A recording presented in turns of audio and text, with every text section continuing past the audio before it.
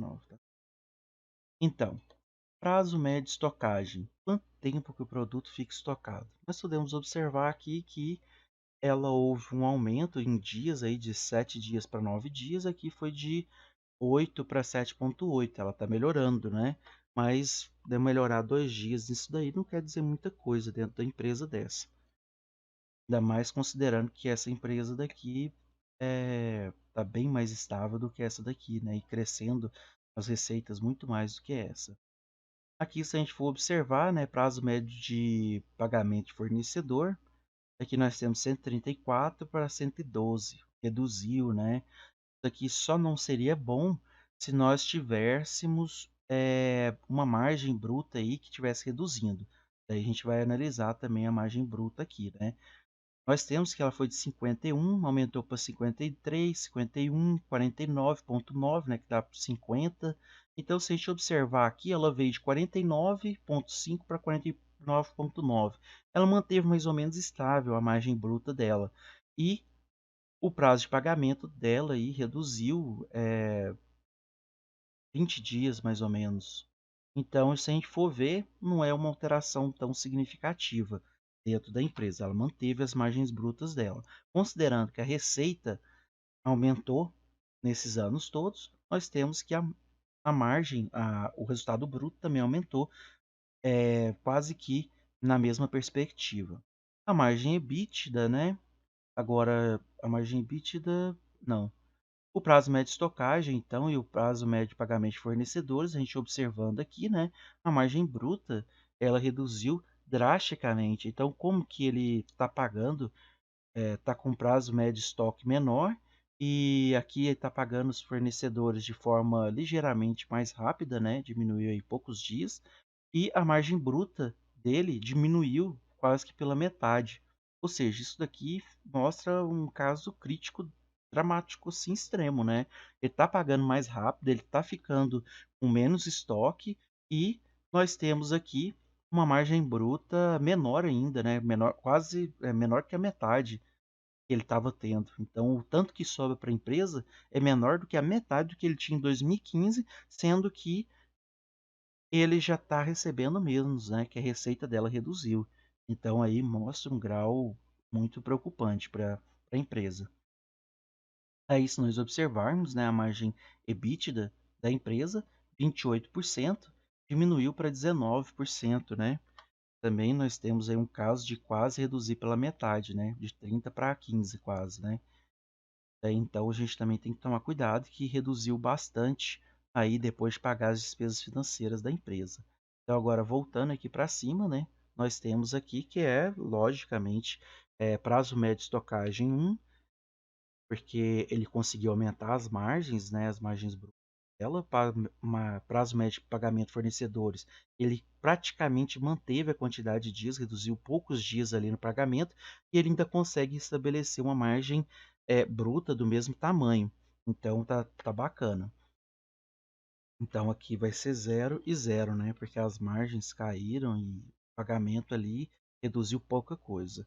O prazo médio de contas a receber de clientes, né? Se você observar, isso daqui é uma coisa muito bacana. A empresa da Viva, ela está recebendo em prazo de 75 dias e aqui ela ainda conseguiu reduzir para receber é, mais rápido ainda, né? Conseguiu reduzir 4 dias praticamente aí. A Oi, esse aqui não é muita coisa também não, tá? Esses prazos médio de recebimento aí, 4 dias, mas mostra uma melhora, mas seria um caso assim que quando você consideraria uma melhora maior do que a da outra empresa, se fosse os dois mais ou menos parecido em tudo, em último caso que você ia considerar isso daí para efeito de falar que uma empresa é melhor do que a outra, né? Aqui nós observamos que ela está com um prazo muito maior de recebimento de contas a receber de cliente, né?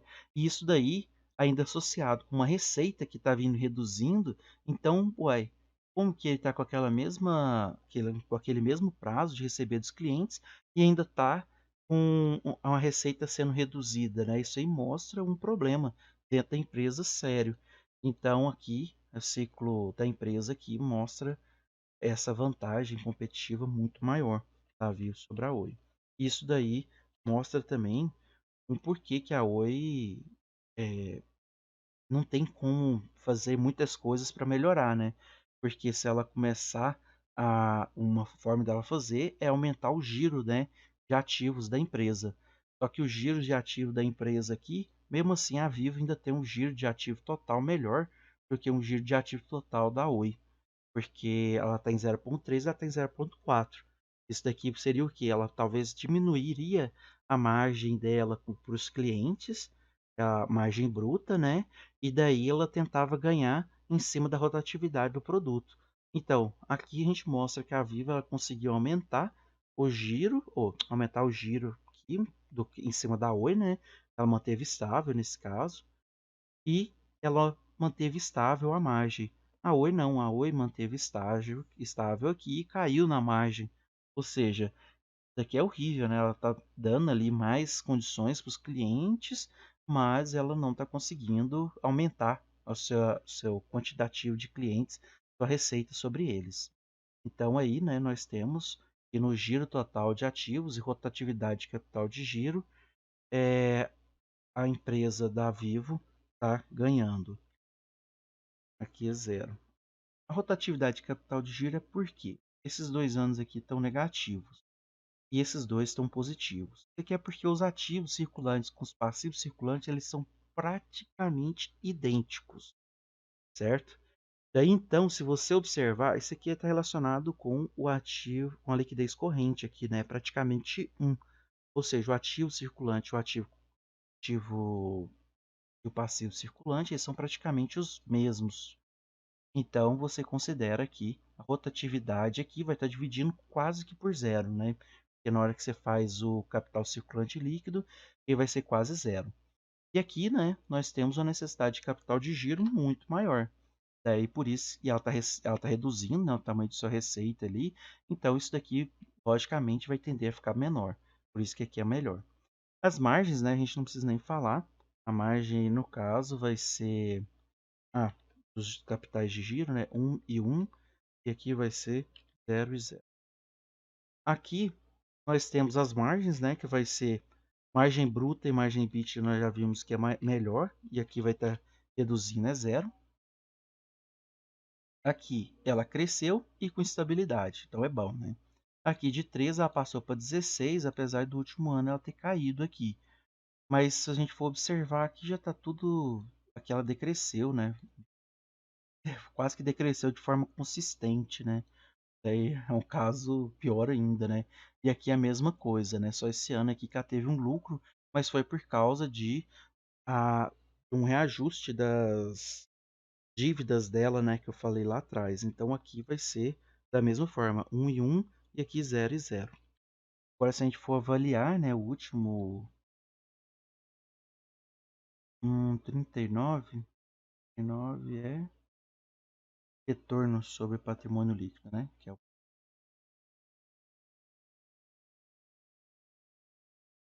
e aqui. O retorno sobre patrimônio da empresa. Agora, o retorno sobre patrimônio líquido, se a gente observar lá o método da identidade do POM, ele vai estar baseado nessas três características. Ela pode aumentar a margem da empresa, ela pode aumentar o giro dos ativos, né? Ela pode rodar mais rápido os ativos para aumentar ali o ROI, ou ele pode aumentar alavancando, né? Ele pode estar alavancando aí no capital de terceiro. Esse daqui não é tão bom a empresa aumentar nisso. Aumentar nesses dois mostra uma certa eficiência operacional. Nós observarmos aqui, ela veio de 0,40 para 0,42, 43 e aqui está reduzindo. Então, praticamente, a gente pode considerar que ela está estável.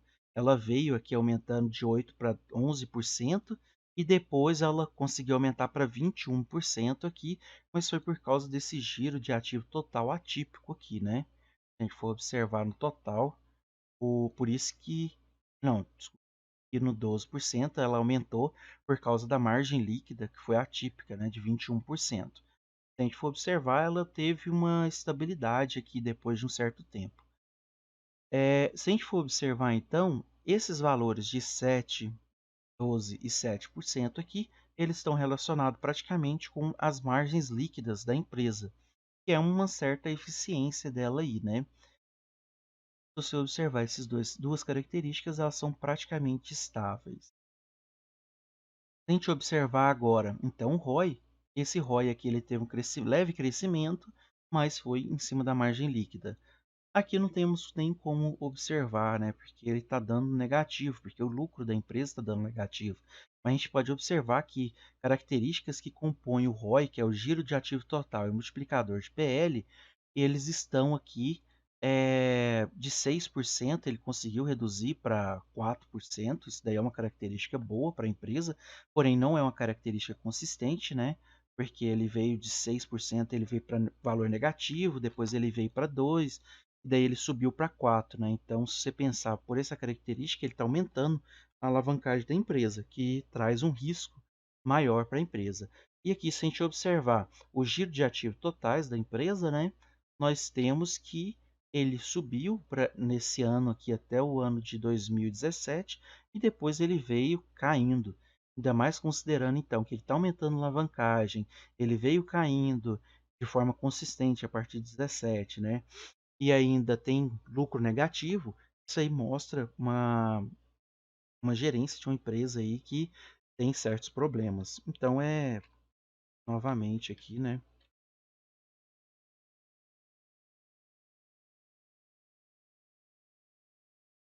Daí. Opa, aqui não. Esses dois. O ROIC, né? O ROIC negativo, por causa do lucro líquido negativo. Aqui tem um LPA positivo por causa do resultado lá, que não é um resultado que gera um caixa maior também, né? Só foi uma redução da dívida, então isso daqui tudo é negativo. Esses valores dali de cima também são negativos. Depois a gente analisa o VPA. Aqui nós temos o ROA também vai ser negativo, né? Aqui nós temos um ROA que ele também aumentou ligeiramente, que mostra uma eficiência operacional, apesar de ele ainda estar na metade, né, desse 7 aqui. Isso é dado pelo multiplicador de PL, né, que está considerando aí 1,54. Ele está um pouco alavancado, mas é pouca coisa, né, esse contexto dele aqui. O ROIC da empresa, daí nós temos que considerar que não é um ROIC a essas coisas também, né? Esse ROIC de 5,6 aqui, e o ROIC está melhor, mesmo estando um ROIC não tão bom, está um ROIC de maior do que o ROIC da Oi. E o LPA dela, esse daqui é uma característica boa. O LPA dela foi de 2 para aproximadamente 3, vamos considerar aí 3, né? Porque aqui ele teve uma queda, teve uma subida aí de R$ 1 por ação. Isso daí é uma vantagem muito boa nesse período. Então, nós temos aqui que ROIC é 1, LPA é 1. Aqui vai ser 0, porque foi negativo, e 0. Agora o VPA, né? Vamos considerar o valor patrimonial da ação. O valor patrimonial da ação é 40. Aí, né? Aqui vai ser quanto? O valor patrimonial da ação caiu. Teve um ano que foi negativo, né? Que o patrimônio foi negativo, mas está próximo de 3. Isso daqui está relacionado aí com todas as características de queda dela, né? Então nós temos que vai ser um valor patrimonial também para essa e 0. Aí o crescimento, né? Aqui nós temos o crescimento dado pelo pelo ROI vezes a taxa de retenção. E aqui nós temos também a mesma coisa. E aqui nós temos o crescimento interno dado pela forma do crescimento interno esperado, né? Que ela pode ter e ela não vai precisar ali de pegar empréstimos. Então, é esperado que com o dinheiro que ela reteve em seu caixa relacionado com seu ROI, é esperado que ela tenha um crescimento de 5%, sendo que ela pode crescer até 3% sem capital, assim em média, né? Esse aqui, por isso que esse valor aqui dá mais alto que esse. Pela média, ela pode ter um crescimento aí do seu lucro líquido de 3,8%. E usando capital de terceiros, né, empréstimo, ela pode crescer até 6%. A Oi, ela tem já uma consideração negativa aqui, né, de crescimento. A mesma coisa acontece com esse resultado de cá, né, que dá negativo. Aqui, dado e o ROI deu negativo relacionado aí com esse valor de dividend payout aqui também. E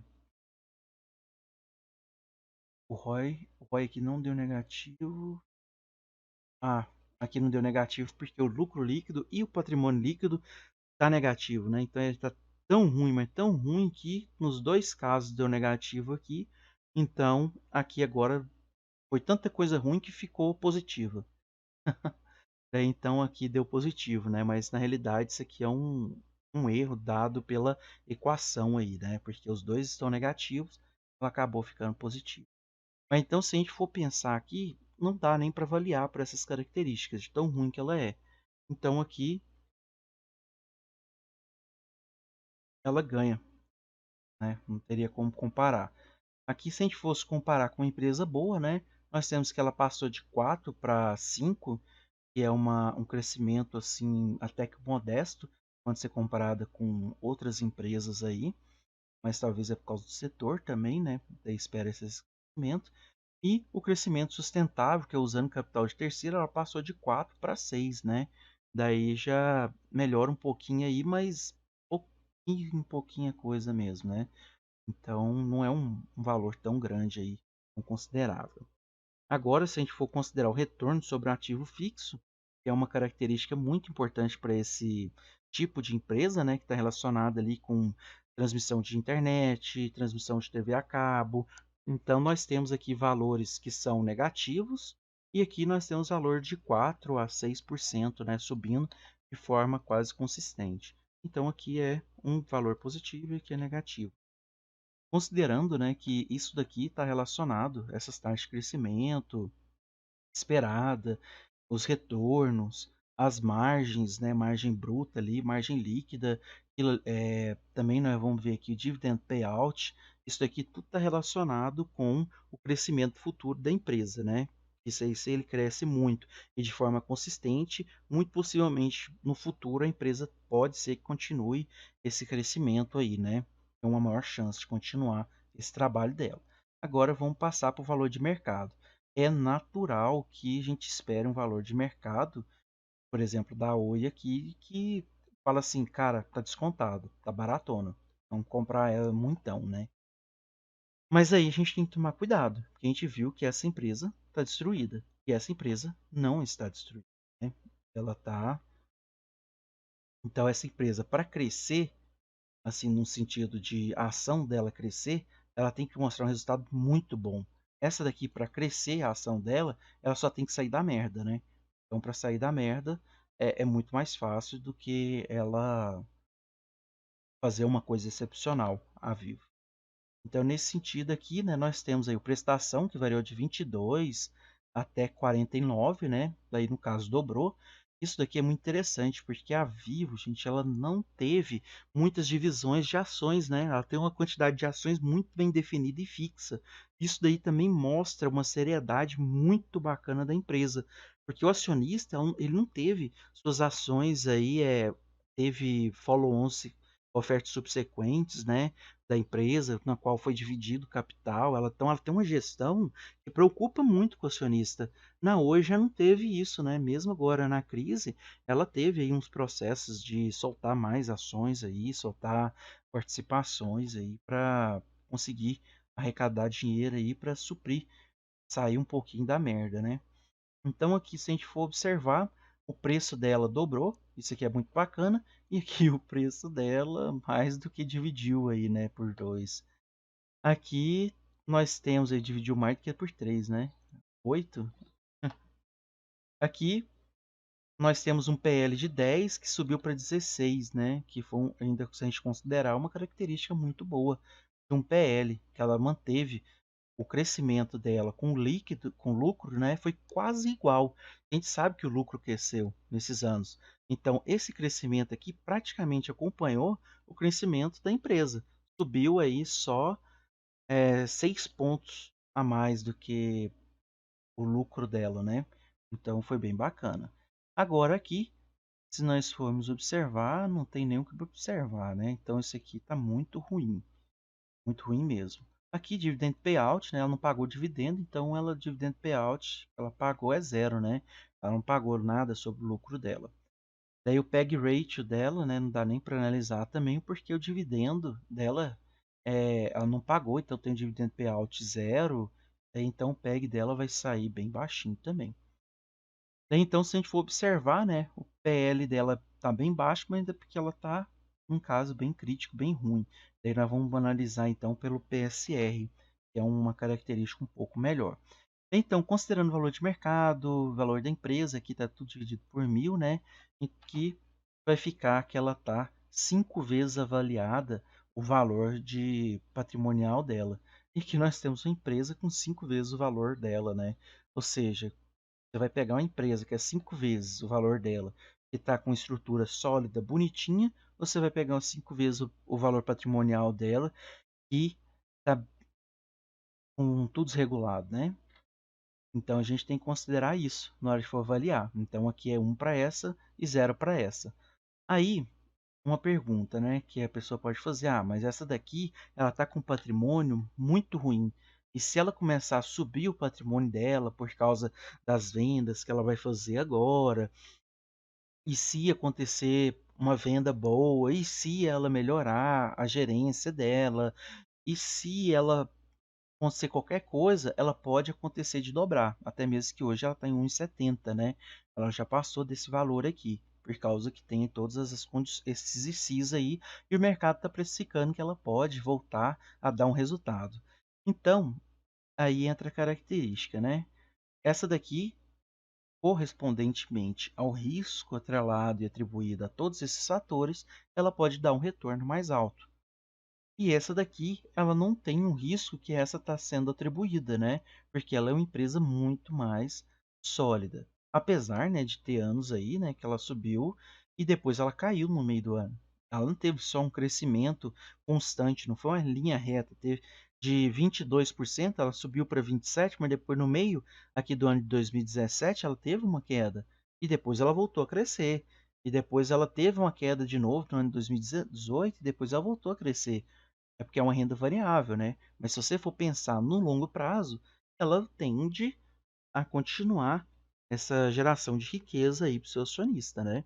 De forma mais constante. Essa daqui pode vir gerar também? Pode. Ela pode vir a trazer um lucro maior, assim, no caso, uma valorização da ação maior? Pode. Por quê? Porque ela está muito descontada. Mas está descontada porque ela tem um risco equivalente ali dentro da empresa.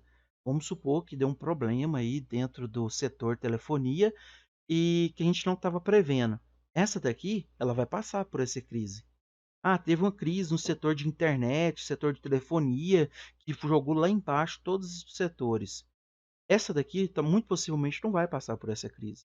E essa daqui vai. Então, assim, tem mais chance, né? Não estou falando que vai 100%, mas tem mais chance de passar. Então, temos que considerar essas duas características.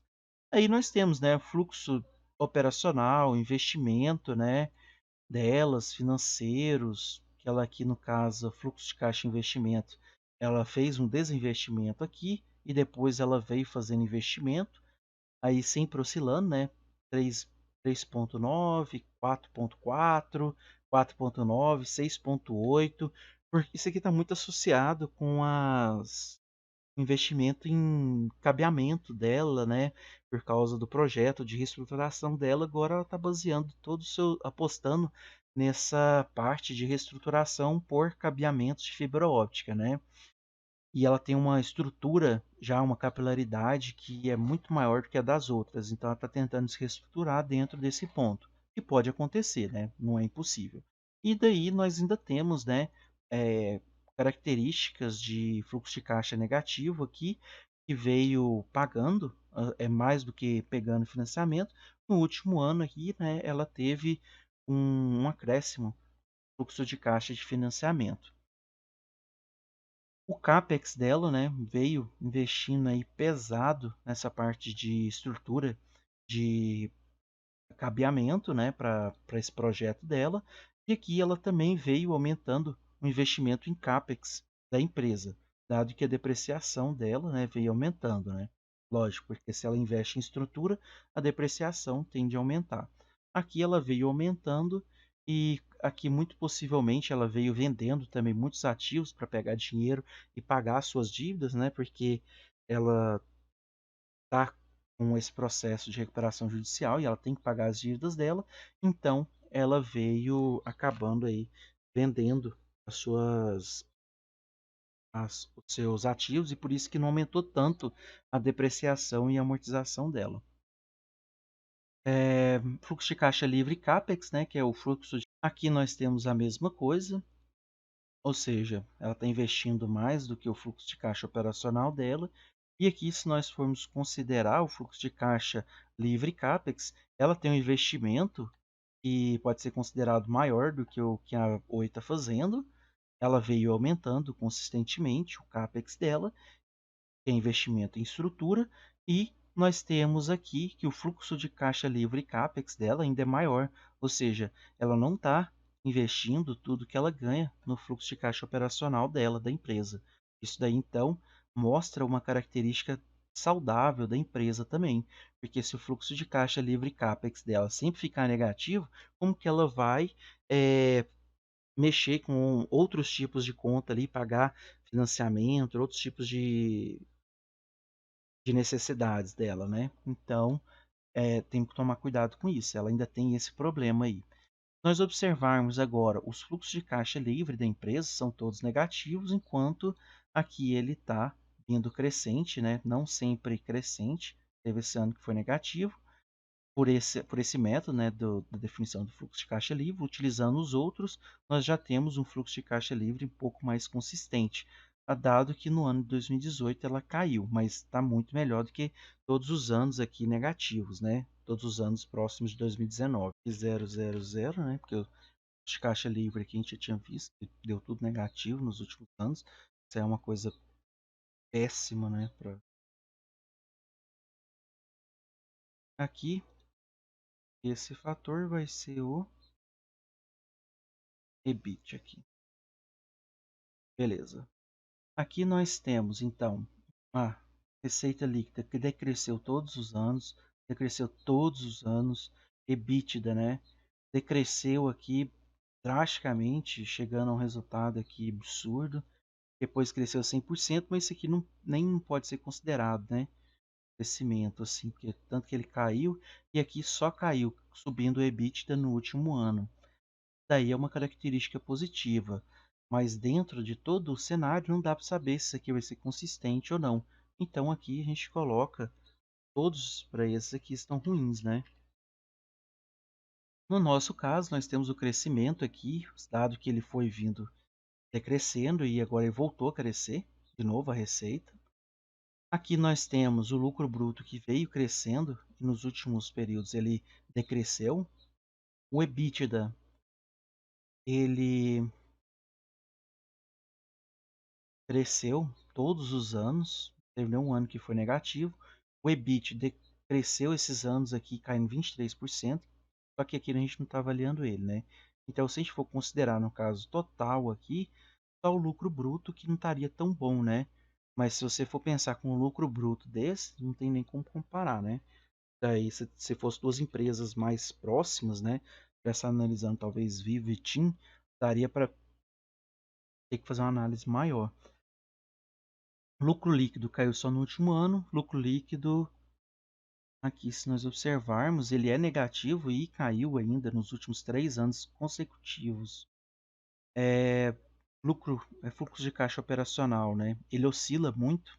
Ele subiu, mas ele caiu 36%. Ele sobe 5%, mas cai 17% no seguinte. Então, variação também aqui oscila muito, né? Negativo, daí sobe muito. Variação do CCL, né? Capital circulante líquido. Agora, se a gente olhar aqui o fluxo de caixa operacional, só no último ano que caiu. Aqui caiu 10%, né? Que eles a variação no capital circulante líquido. Subiu 100% e aqui caiu 70%. Não é uma característica boa também isso daqui, né? Isso aqui é muito fácil de encontrar uma característica melhor. Mas comparando com uma que caiu 90%, 50%, 44%, ainda está melhor, né? Então nós temos que aqui vai ser avaliado positivo para ela, negativo para outra.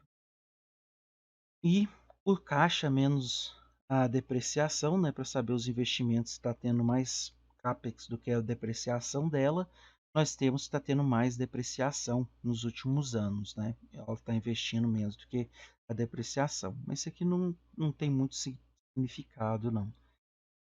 Assim, não tem muito sentido, né? Porque ali a gente viu que o capex dela está realmente investindo em estrutura, né? Ela não está voltando porque a depreciação dela está aumentando. E o fluxo de caixa livre dado por esses dois, ele veio diminuindo nesses 2 anos e depois nos seguintes ele aumentou, que é os mais próximos de 2019, e aumentou de forma bem consistente, né? Só no ano aqui 2016 para 15 que foi ruimzinho.